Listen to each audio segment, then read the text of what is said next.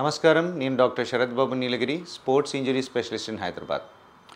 ఈరోజు ప్రధానంగా మోకాల్లో ఉండే లిగమెంట్ ఇంజరీ, దానిలో ఆ లిగమెంట్స్లో ఇంకా ప్రధానమైన లిగమెంట్ ఏసీఎల్ లిగమెంట్ ఇంజరీ గురించి, లిగమెంట్ ఇంజరీని అడ్రస్ చేయకపోతే వచ్చే కాంప్లికేషన్స్ గురించి డిస్కస్ చేద్దాం. ఏసీఎల్ అనేది మనకి ప్రధానంగా నీ జాయింట్ స్టెబిలిటీ ఇవ్వడానికి ఉపయోగపడే లిగమెంట్. ఇది రెండు ఎముకల్ని పట్టి ఉంచుతుందన్నమాట. ఏసీఎల్ ఎప్పుడైతే టేర్ అవుతుందో, కంప్లీట్గా చిరిగిపోతుందో, స్టెబిలిటీ లేకుండా నడవడానికి ఇబ్బంది అవ్వడము, ఇంకా కూర్చొని లేవడానికి కొద్దిగా ఇబ్బంది అవ్వడానికి అవకాశం ఉంటుంది.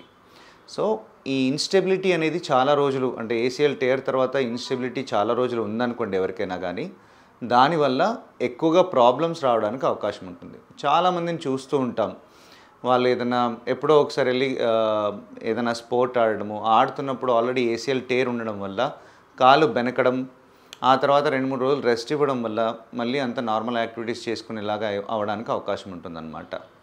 సో వాళ్ళు ఇలాగే చాలా రోజులు అవుతున్న కొద్దీ ఏమవుతుందంటే, వాళ్ళకి ఈ 2-3 రోజులు రెస్ట్ ఇస్తే సరిపోతుంది, ఇంకా నాకు ప్రాబ్లం ఏం లేదు అనే అపోహలనే ఎప్పుడు ఉండిపోతారు.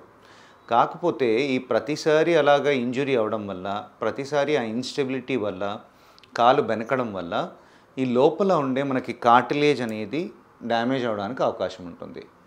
ఆ తర్వాత మన రెండు ఎముకల్ని ప్రొటెక్ట్ చేసే మెనిస్కస్, ఈ షాక్ అబ్జార్బర్ లాగా ఉండే మెనిస్కస్లో కూడా చిరుగు రావడానికి అవకాశం ఉంటుందన్నమాట. సో ఇవన్నీ లాంగ్ టర్మ్ కాంప్లికేషన్స్కి దారితీస్తాయి. లాంగ్ టర్మ్ కాంప్లికేషన్స్ అంటే ఏంటి అంటే, ఈ కార్టిలేజ్ లాస్ అవ్వడము, ఎక్కువ కార్టిలేజ్ లాస్ అయిందనుకోండి, అది అరుగుదలకి దారితీస్తుంది. 50-60 సంవత్సరాల తర్వాత వచ్చే అరుగుదల ఈ ఏసీఎల్ టేర్ ఉండి ఇలాగే నెగ్లెక్ట్ చేయడం వల్ల వెంటనే రావడానికి అవకాశం ఉంటుంది. అరుగుదల ఈ కార్టిలేజ్లో చాలా సివియర్గా ఉండి ఎక్కువైపోయింది అనుకోండి, అప్పుడు నీ రీప్లేస్మెంట్ ఆపరేషన్కి వెళ్ళాల్సి వస్తుంది. అలాగే ఈ మెనిస్కస్ టేర్స్ చిన్న టేర్ ఉన్నప్పుడే రిపేర్ చేస్తే ప్రాబ్లం లేకుండా ఉంటుంది. మెనిస్కస్ ఎందుకు ఉపయోగపడుతుంది జాయింట్లో అంటే, మన రెండు ఎముకల మధ్యలో ఈ షాక్ అబ్జార్బర్ లాగా పనిచేస్తుంది. సో ఇది కార్టిలేజ్ లాస్ని ఇది ప్రివెంట్ చేస్తుందన్నమాట. ఈ మెనిస్కస్ టేర్ వల్ల కూడా ఆర్థరైటిస్ రావడానికి అవకాశం ఉంటుంది. సో ఏసీఎల్ టేర్ని నెగ్లెక్ట్ చేస్తే కనుక ఇంకా ఫర్దర్ కాంప్లికేషన్స్ రావడానికి అవకాశం ఉంటాయి. మనం ఏసీఎల్ రీకన్స్ట్రక్షన్ తర్వాత ఏదో నేను స్పోర్ట్స్ ఆడను, అవసరం లేదు, నాకంత యాక్టివిటీ లేదు అనుకుని చాలామంది నెగ్లెక్ట్ చేస్తూ ఉంటారు. మనం జాయింట్ని ప్రొటెక్ట్ చేసుకోవడానికి ఏసీఎల్ సర్జరీ అనమాట. ఏదో స్పోర్ట్స్ ఆడడానికి కానీ లేదంటే ఇంకా ఏదో చేయడానికి కాదు. ఈ జాయింట్ అనేది ఎక్కువ రోజులు డ్యామేజ్ అవ్వకుండా, ఆర్థరైటిస్ రాకుండా ఉండడానికి ప్రొటెక్ట్ చేసుకోవడానికి మనం ఆపరేషన్ చేస్తాం. అండ్ ఈ ఆపరేషన్ అనేది ఓన్లీ ఏసీఎల్ టేర్ ఉన్నప్పుడు చాలా సులువుగా అవుతుంది. కీహోల్ ఆపరేషన్, ఆర్థోస్కోపీ సర్జరీ ద్వారా మనం ట్రీట్ చేస్తాము.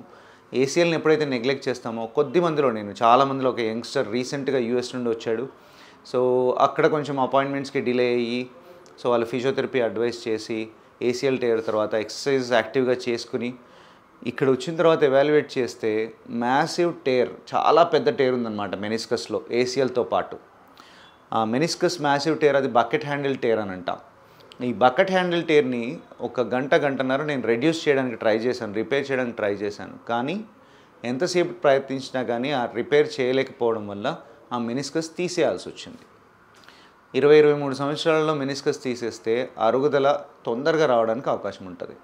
సో ఈ ఏసీఎల్ టేర్ని నెగ్లెక్ట్ చేయకుండా తొందరగా సర్జరీ చేసుకుంటే కనుక నార్మల్ యాక్టివిటీస్ అన్నీ హ్యాపీగా లీడ్ చేయగలుగుతారు.